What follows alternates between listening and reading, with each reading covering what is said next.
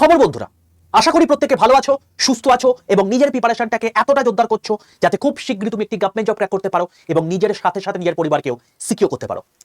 তো welcome to railway and police আড্ডা 2% Bengali official YouTube channel, আর আমি তোমাদের সাথে সুদীপ্ত স্যার।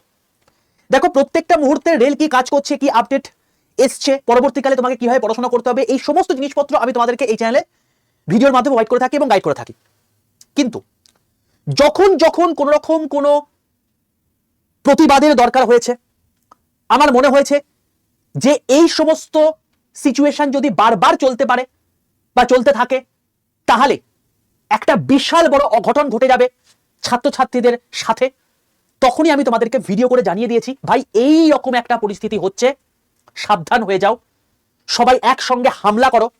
এবং আমরা যখন হামলা করব তারপরেই কিন্তু প্রপারলি আমরা সেখান থেকে মুক্তির আশাও দেখতে পাবো। দেখো, আপাত দৃষ্টিতে আমাদের মনে হচ্ছে রেলওয়ে প্রত্যেক বছর আমাদের নতুন নতুন করে নোটিফিকেশন দিচ্ছে, এক্সাম ক্যালেন্ডার দিচ্ছে, খুব তাড়াতাড়ি এক্সামও কন্ডাক্ট হয়ে যাচ্ছে। রিসেন্ট যে কটা পরীক্ষা হয়ে গেল, তুমি দেখলে 2 মাসের মধ্যে প্রায় 5 থেকে 6টা এক্সাম কমপ্লিট হয়ে গেছে। তো স্যার সমস্যা কি? যে সমস্ত ছাত্রছাত্রীরা আমার রয়েছে, যারা প্রত্যেক দিন আমার ক্লাস ফলো করো, প্রত্যেক দিন আমার সঙ্গে বিভিন্ন রকম জায়গাতে যুক্ত থাকো, তারা আপাত দৃষ্টিতে না এই জিনিসপত্রগুলোকে দেখতে পাবে না। এটা হচ্ছে একটা কালো অন্ধকার দিক। এবং আমি তোমাদেরকে অফিসিয়াল জিনিস বলবো, যেটা অফিসিয়াল যে সমস্ত রেলওয়ে ঊর্ধ্বতম কর্তৃপক্ষ রয়েছে তারা পর্যন্ত তোমার সামনে তুলে ধরতে পারবে না। It's a dark reality of railways.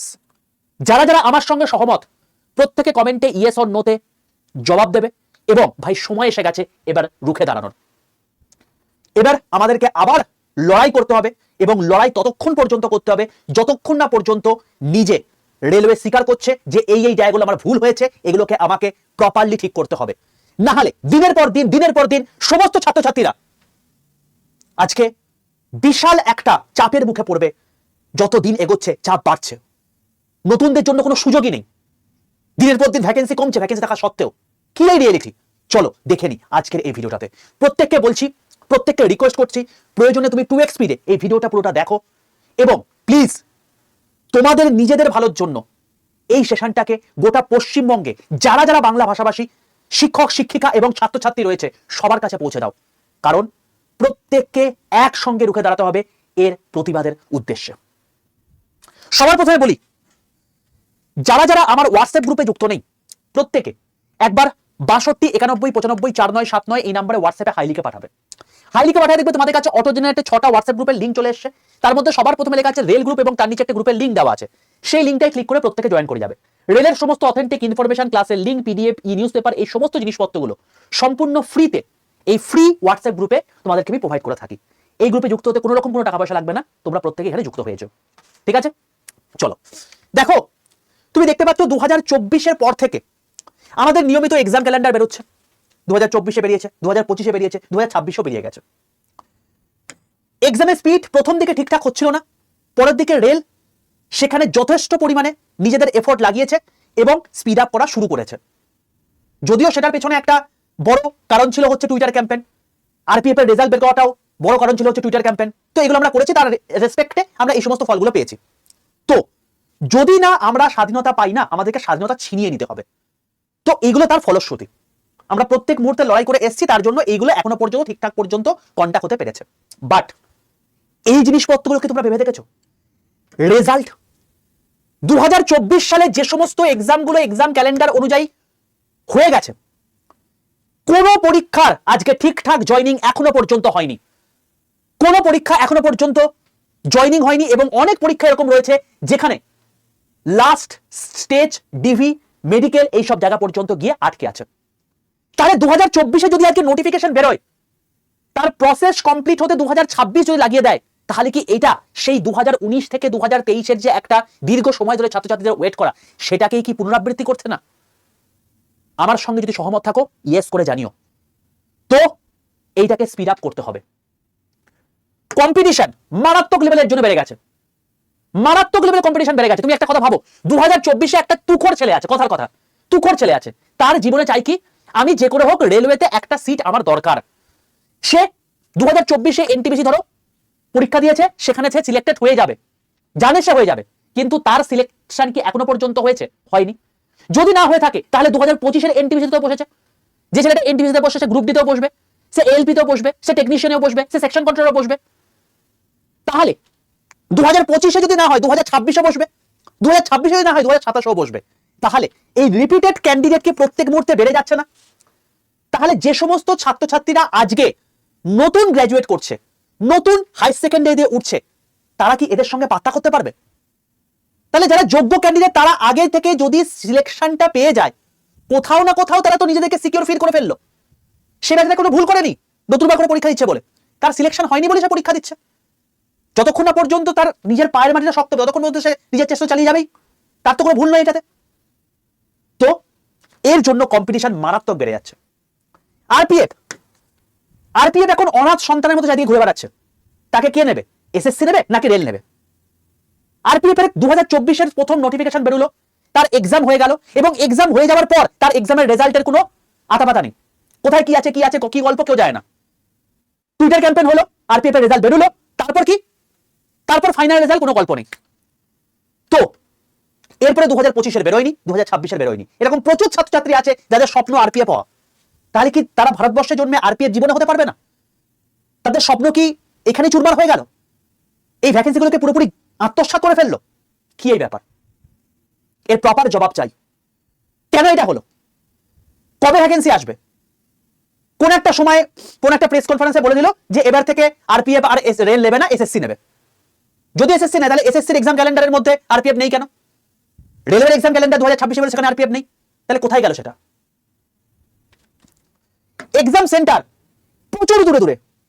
আজকে যে ছেলেটা কলকাতাতে ফর্ম ফিল আপ করছে তাকে 10 দিন আগে জানাচ্ছে তোমার পরীক্ষা পড়বে হচ্ছে রাঁচিতে, 4 দিন আগে জানাচ্ছে, এখন আবার 3 দিনে হয়ে গেছে, যে রাঁচির কোন পার্টিকুলার জোনে বা কোন পার্টিকুলার সেন্টারে তার এক্সাম পড়বে।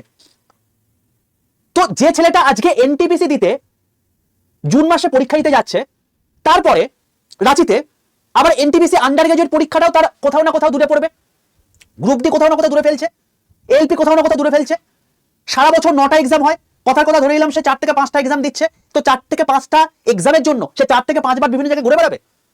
এত সময়ের মূল্য রয়েছে প্রত্যেকটা মানুষের, তার নিজের জায়গায় কেন দেওয়া হবে না? কেন এত দূর দূর করে দেওয়া হবে? এখানে কি রেলের কোনো স্বার্থ রয়েছে? রেল কি প্রত্যেকটা মুহূর্তে এই যে মানে ট্রাভেলিং পাসের মাধ্যমে কি টাকা তোলার চেষ্টা করছে? তাহলে আমাদের অ্যাপ্লিকেশন ফিটাকে বাড়িয়ে দিক না, বাড়িয়ে দিক, সেটা দিতে রাজি আছি, কিন্তু এরকম হেনস্থা করা মানেটা কি? আমার তো মনে হয় না। এরকম প্রচুর ছাত্রছাত্রী রয়েছে। আমার কাছে কিছুক্ষণ আগে একটা অফলাইনে মেয়ে এসেছিল, বলছিল স্যার এত দূরে আমার পড়েছে, আমি অনলি চাইল্ড, একটা মেয়ে, যে সকালবেলায় কোনো ট্রেন নেই যে আমি ওখানে যাবো, আগের দিন যাব, তো আমি তো একমাত্র মেয়ে, বাবার প্রচন্ড শরীর খারাপ, আমি যেতে পারলাম না, পরীক্ষায় দেওয়া হলো না। তাহলে প্রিপারেশনটা নেওয়ার মানেটা কি রইল? কেন এত দূরে সেন্টার পড়বে? প্রপার জব চাই। এবং তাহলে ফর্ম ফিল আপ ফিস যে 500 টাকা করে নেওয়া হচ্ছে, আজকে বলে দিক রেল যে 400 টাকা করে ফেরত না দিয়ে আমি 500 টাকা করেই নিয়ে নিচ্ছি, আমি তোমাদের এক্সাম সেন্টারগুলো প্রপার সেই জায়গাতেই দেবো, ঠিক সেটাই করুক অ্যাটলিস্ট। কারা কারা আমার সঙ্গে সহমত অবশ্যই কমেন্ট সেকশন লিখে জানিও। আমি দেখিয়ে দিই একবার তোমাদেরকে এখনকার সিনারিওটা। এই হচ্ছে 2026-এর এক্সাম ক্যালেন্ডার দিয়ে দিচ্ছে আমাদেরকে, এবং এই হচ্ছে আমাদের টোটাল রেলওয়ের ভ্যাকেন্সি, যেখানে দেখা যাচ্ছে 2024-এ যখন ভ্যাকেন্সি এসেছিল 92,116টা ভ্যাকেন্সি এসছে, 2025-এ সেটাই কমে হয়ে গেল 54,694টা, 2026-এ এর থেকে হয়তো বেড়ে গিয়ে 60 থেকে 65 থেকে 70,000 হবে। তাহলে ভ্যাকেন্সি কমছে। রেল বলছে ওয়েটিং লিস্ট আমি বার করবো না।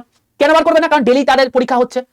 তো আজকে যদি 2024-এ কোনো একটা পরীক্ষা হয় এবং তাদেরকে জয়েন করানো হয় 2026-এ, তার মানে এখানে যে পরিমাণ ভ্যাকেন্সি ছিল তার মধ্যে এই 2 বছর পর নিশ্চয়ই কোনো, মানে ধরো কথার কথা 100টা ছেলে এই 2024-এর জায়গাটাতে পেলো, তাদেরকে জয়েন যখন করেছে তখন দেখা যাচ্ছে রেল আলটিমেটলি পাচ্ছে 60টা ছেলে, বাকি 40টা ছেলে হাওয়া হয়ে গেছে। কোথায় হাওয়া গেল স্যার? তারা বিভিন্ন জায়গায় পরীক্ষা দিয়ে দিয়েছে, অন্য জায়গায় পরীক্ষায় পেয়ে গেছে। সবাই কি বসে থাকবে নাকি? তাদের কি সময় মূল্য নেই? তাদের বয়স কি বাড়ছে না? তো তারা যদি পরবর্তীকালে পরীক্ষা দিয়ে দেয়, তাহলে আজকে এই যে 40টা গ্যাপ হয়ে গেল, এই 40টা কোথায় পূরণ হবে, কবে পূরণ হবে, কোনো ক্লিয়ার কাট ধারণা নেই। 2024-এর এএলপির এখনো পর্যন্ত অনেক জায়গাতে সিবিএটি হয়নি, অনেক জোনে ডিবি থেকে আটকে আছে। 2024-এর গল্প বলছি। 2025-এ আজকে দেখতে পাচ্ছি যে এএলপি, টেকনিশিয়ান, এনটিপিসি এগুলো সমস্ত কিছু হয়ে গেল এত স্পিডে। 2024 গ্রুপ ডির পরীক্ষা হয়ে গেল 10th ফেব্রুয়ারি অব্দি, সেটারই কোনো রকম কোনো রেজাল্ট নেই, তাহলে 2025 কি হবে, 2026 কি হবে? তো স্যার এখন কি চাই আপনার? আমাদের ডিমান্ড কি? ডিমান্ড হচ্ছে এটাই যে প্রপার এক্সাম ক্যালেন্ডার বার করতে হবে আমাদেরকে, যে প্রপার এক্সাম ক্যালেন্ডারের মধ্যে পরিষ্কারভাবে লেখা থাকবে 2026 এর এক্সাম মানে 2026 এর এক্সাম ক্যালেন্ডার মানে 2026 টোটাল প্যানেল কমপ্লিট হতে হবে, এবং এমন করেই হতে হবে যেন কোনো রকম কোনো ওভারল্যাপ না হয়। এমন যেন না হয় যে একই দিনে কোন একটা ছেলে দুটো করে এক্সাম পড়ে গেল, তাহলে বেচারাটা কি করে পরীক্ষা দেবে? সে কি লগ্নে পাওয়া যায় নাকি এখানেও থাকবে এখানেও থাকবে? তো এই জিনিসটা করতে হবে। আরপিএফ এর প্রপার সলিউশন দিতে হবে, সেটা কে দেবে? এসএসসি নাকি রেল? প্রপার ডিটেইল সলিউশন চাই। এজ রিল্যাক্সেশন দরকার। কারা কারা আমার সঙ্গে সহমত? আমি তোমাদেরকে কিছুদিন আগে ভিডিও করে দিয়েছিলাম এখানে, এই যে railway and police attention Bengali, প্রত্যেককে চ্যানেলটাকে সাবস্ক্রাইব করে পাশে বেল আইকনটা ক্লিক করে রাখবে। তার কারণ রেলের যখন আমি সায়েন্সে প্রিভিয়াস কোশ্চেন খুলবে, তুমি দেখবে এখানে আমি সমস্ত কিছু জিনিসপত্র করিয়ে দিয়েছি। তোমাদের গ্রুপ ডির যে টোটাল 1710টা সায়েন্সের কোশ্চেন আছে, তার মধ্যে টপ 500 কোশ্চেন করিয়ে দিয়েছি, আন্ডার গ্র্যাজুয়েট পুরো করিয়ে দিয়েছি, গ্র্যাজুয়েট পুরো করিয়ে দিয়েছি, যতগুলো যা যা আপকামিং দিনে আসবে সবকিছু আমি করিয়ে দেবো, সম্পূর্ণ ফ্রিতে এগুলো হচ্ছে। প্রত্যেকদিন আমার সকাল 11টা 15 ক্লাস থাকে, তো সেই ক্লাসগুলো তোমার লেগে গেছে, তো এই জিনিসপত্রগুলো করবে, ঠিক আছে? তুমি যদি দেখো এই চ্যানেলের মধ্যে ভিডিও সেকশনে গিয়ে আমি তোমাদেরকে এখানে ভিডিও করে দিয়েছিলাম আজ থেকে 7 দিন আগে, রেলের জেনারেল পরীক্ষার্থীদের জন্য বড় স্বস্তি। এটা কি আদৌ স্বস্তি? অমিত শাহ কি বলেছে? অমিত শাহ বলেছে যে আজকে যদি বেঙ্গলে তারা জিতে আসে তাহলে ইউআরদেরকে 5 বছর পর্যন্ত রিল্যাক্সেশন দেবে, 5 ইয়ার পর্যন্ত রিল্যাক্সেশন দেবে বলেছে। আমার প্রশ্ন হচ্ছে এটাই যে সে যদি জিতে আসে তাহলে 5 বছর রিল্যাক্সেশন দেবে, আমরা মানবো কি করে? আমাকে দিয়ে দেখাক, সে যে জায়গাটা এখন বসে আছে সেখানে তো দিতে পারে। প্রত্যেকে আমার সঙ্গে সহমত করে জানাও আমাকে, দিতে পারে কি পারে না আমাকে বলো? পারে তো? তাহলে দিচ্ছে না কেন? দিয়ে দিক একবার 5 বছর ইলেকশন। রেলের প্রত্যেকটা ইউআরদের ক্ষেত্রে 5 বছর ইলেকশন হয়ে গেল। রেলের গ্রুপ ডির লাস্ট লিমিট হচ্ছে 33, এটার সঙ্গে 5 যোগ হলে 38 হয়। 38 বছর পর্যন্ত ছাত্রছাত্রীরা রেলের গ্রুপ ডি দিতে পারবে। বলে দিক, দেখি কে এবারে ওয়েস্ট বেঙ্গলে ভোট না দেয়, দিয়ে দিক। তো যে জায়গাটায় আজকে সে আছে সেই জায়গাটা প্রপারলি করুক, এটা আমরা চাই। যারা সহমত থাকো কমেন্ট সেকশনে জানিও। আর 4 নাম্বার জিনিস, এক্সাম সেন্টার এত দূরে ফেলা যাবে না, এক্সাম সেন্টার প্রপারলি দিতে হবে। আর 5 নাম্বার জিনিস, আমার ওয়েটিং লিস্ট লাগবে, ওয়েটিং লিস্ট লাগবে। কারণ ওয়েটিং লিস্ট যদি প্রপারলি না আসে তাহলে সেক্ষেত্রে এই যে টোটাল ভ্যাকেন্সিগুলোর মধ্যে এই যে একটা হজবরল সিচুয়েশন হয়ে যাচ্ছে, সেই সিচুয়েশনটা দিনের পর দিন চলতেই থাকবে। এই 5টা ডিমান্ড আমার এখন দরকার। কাদের কাদের এই 5টা ডিমান্ড দরকার অবশ্যই কমেন্ট সেকশন লিখে জানিও। আর এর জন্য কি টুইটার ক্যাম্পেইন হবে, কি বৃত্তান্ত, সেটা আমি তোমাদেরকে জানিয়ে দেবো। তবে আমার যেটা মেন বক্তব্য সেটা হচ্ছে টুইটার ক্যাম্পেইন তো আমি একা করলে হবে না। হবে কি বলো? আমি কি একা করলে টুইটার ক্যাম্পেইন হবে? হবে না। গোটা ভারতবর্ষকে জাগতে হবে, গোটা স্টেটকে জাগতে হবে। তো তোমাদেরকে আমি একটা কাজ দেব, প্লিজ পশ্চিমবঙ্গের বুকে যারা যারা রেলওয়ের জন্য ছাত্রছাত্রীদেরকে পড়াচ্ছেন, আপনারা প্রত্যেকে একটু এগিয়ে আসুন।